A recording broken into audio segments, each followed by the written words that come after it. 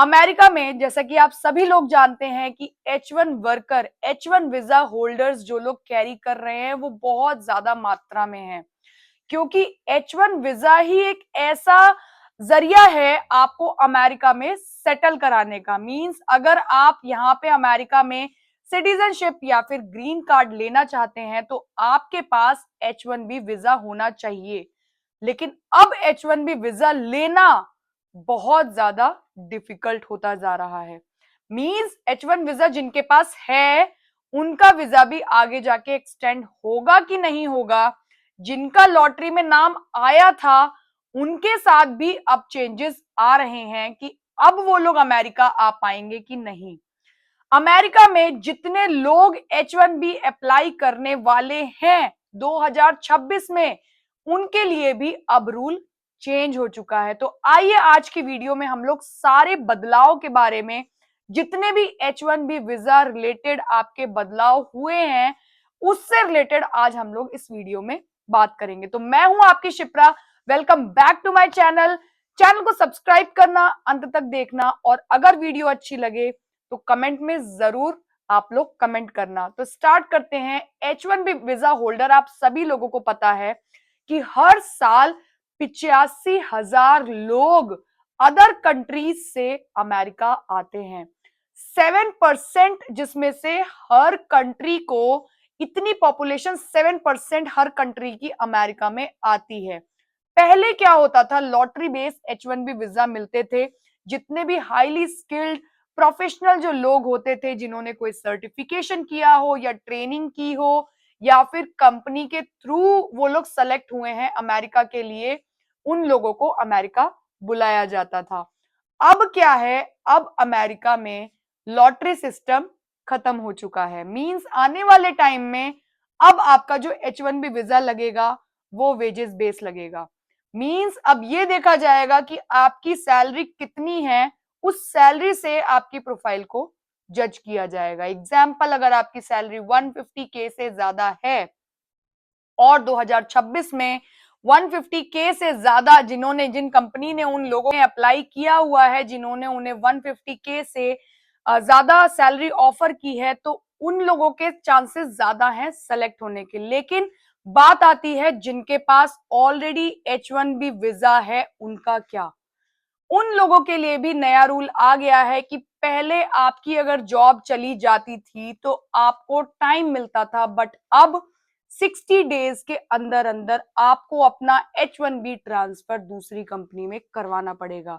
अगर आप by default किसी कंपनी में हायर नहीं होते हैं तो आपको अपना बैग पैक करके अपनी कंट्री वापस जाना होगा 60 डेज जैसे ही आपके कंप्लीट होंगे। तो मींस अमेरिका आपको अब सिर्फ 60 डेज देगी अमेरिका में दूसरी जॉब ढूंढने के लिए। तो जितने भी H1B होल्डर्स वाले लोग हैं बहुत ज्यादा दहशत में हैं, डर में हैं। जितने भी सॉफ्टवेयर डेवलपर या कोडिंग प्रोग्रामिंग इंजीनियर्स हैं उनकी जॉब खतरे में है, क्योंकि जब से AI आया है तब से लोगों की जॉब बहुत ज्यादा डेंजर जोन में है और लोगों की जॉब दिन पर दिन जा रही है, क्योंकि ट्रंप ने ये सोच लिया है कि अमेरिका को ग्रेट दोबारा बनाना है, जिसमें अमेरिका के लोगों को अपॉर्चुनिटीज मिलनी चाहिए और इंडिया के या फिर अदर कंट्रीज के लोगों को बाद में अपॉर्चुनिटीज मिलना चाहिए, या फिर अगर मिलेगी भी तो उनके लिए भी एक क्राइटेरिया फिक्स होता है। चलिए अब एक और बात करते हैं।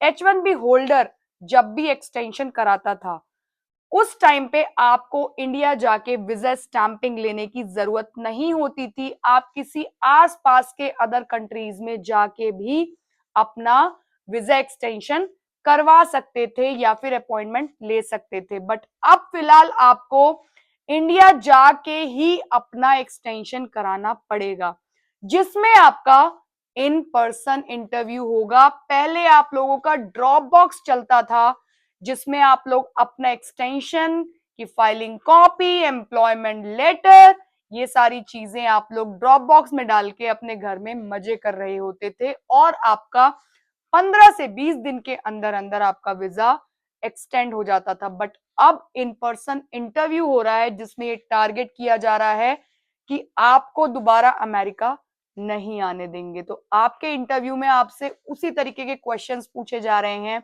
जब H1B वीजा आपको फर्स्ट टाइम मिला था, टेक्निकली आप कितने स्ट्रांग हैं, क्या आपके अंदर ऐसी स्किल्स हैं जो अमेरिका में नहीं है। कंपनी ने आपको ऑफर, अगर पैकेज आप दिखाते हैं कि आपका इतना पैकेज है, तो आपको जस्टिफाई करना पड़ेगा कि ऐसी क्या स्किल्स हैं आपके अंदर।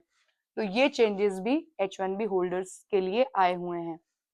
साथ के साथ अब जितनी भी कंपनीज हैं वो अपने एम्प्लॉयज का एक्सटेंशन कराते वक्त सारे डॉक्यूमेंट्स, पहले भी ये चीजें होती थी बट अब फिलहाल जितनी भी एक्सटेंशन के टाइम पे अटॉर्नी से जब कंपनी अप्रोच करती है तो अब डॉक्यूमेंट्स बहुत ज्यादा स्ट्रिक्टली मांगे जा रहे हैं, जो डॉक्यूमेंट्स पहले उस लेवल पे नहीं मांगे जाते थे, क्योंकि अब आरएफई आ रहा है। आरएफई दोस्तों आप लोग समझते हो क्या होता है कि अगर यूएससीआईएस को कुछ भी घपला या फिर कुछ भी थोड़ा बहुत भी डाउट होता है आपके वीजा के ऊपर, तो वो आपके एक्सटेंशन को रोक के आरएफई आपको प्रोवाइड कराएगी। उस आरएफई में क्वेश्चंस होते हैं, जिसमें बहुत सारे क्वेश्चंस होते हैं, आपकी कंपनी को जस्टिफाई करना पड़ता है। तो आरएफई भी आने के H1B वीजा होल्डर्स के बहुत ज्यादा चांसेस बढ़ गए हैं। साथ के साथ यहाँ की अमेरिका की जो टीम है, यूएससीआईएस जो है गवर्नमेंट, वो छापा मार रही है, ऑन साइट जाके देख रही है कि जो H1B होल्डर्स हैं उन्होंने जो भी एलसीए सर्टिफाइड में लिखा हुआ है वो इंफॉर्मेशन करेक्ट है या नहीं। तो डायरेक्ट क्लाइंट लोकेशन पे जाके ये चीजें चेक की जा रही हैं। तो एम्प्लॉय जो आपका है वो आपको बकायदा प्रॉपर प्रिपेयर करता है कि आपको क्या बोलना है, कैसे कैसे क्या क्या, मींस एम्प्लॉय पे यहाँ पे अमेरिका में बहुत ज्यादा प्रेशर है। हालांकि ऐसा नहीं है कि हमारे H1, देखो H1B होल्डर्स जितने भी वीजा वाले लोग हैं उनके अंदर काबिलियत होती ही है, तभी उन्हें H1B वीजा मिलता है। इंटरव्यू H1B वीजा का इतना इजी नहीं होता। मैं सभी H1B होल्डर्स की रिस्पेक्ट करती हूँ, क्योंकि आज वो यहाँ पे हैं तो कहीं ना कहीं उन्होंने मेहनत की है। लेकिन अब फिलहाल वही H1B वीजा मिलना मुश्किल हो गया है, जिसके कारण जॉब भी जा रही हैं, डिपोर्टेशन भी हो रहा है, डॉक्यूमेंटेशन भी वेरिफिकेशन हो रहा है। आपकी जॉब जाने के बाद आपको यहाँ पे रखा भी नहीं जा रहा, 60 डेज के अंदर आपको भेजा जा रहा है, प्लस आपका इन पर्सन इंटरव्यू हो रहा है और एक्सटेंशन के टाइम पे आरएफईज भी आ रहे हैं। तो दोस्तों H1B होल्डर्स जो हैं वो बहुत ज्यादा खतरे में हैं। अगर H1B आप होल्डर हो तो शायद आप भी ये बात समझ सकते हो। आप सभी लोग मेरा वीजा पूछते हो, तो मैं सभी को बता दूं मैं H1B वीजा पे नहीं हूं, क्योंकि H1B वीजा का जो प्रोसेस है वो टोटली चेंज हो चुका है। मैं L1 वीजा पे हूं और L1 वीजा सिर्फ 5 इयर्स के लिए रह सकता है, बट H1B वीजा जिनके पास होता है वो 6 इयर्स के साथ अगर I-140 उनका लग जाता है तो वो अपना वीजा एक्सटेंड कराते रहते हैं। बट I-140 से पहले पहले ही लोगों के लिए H1B वीजा वालों के लिए खतरा है।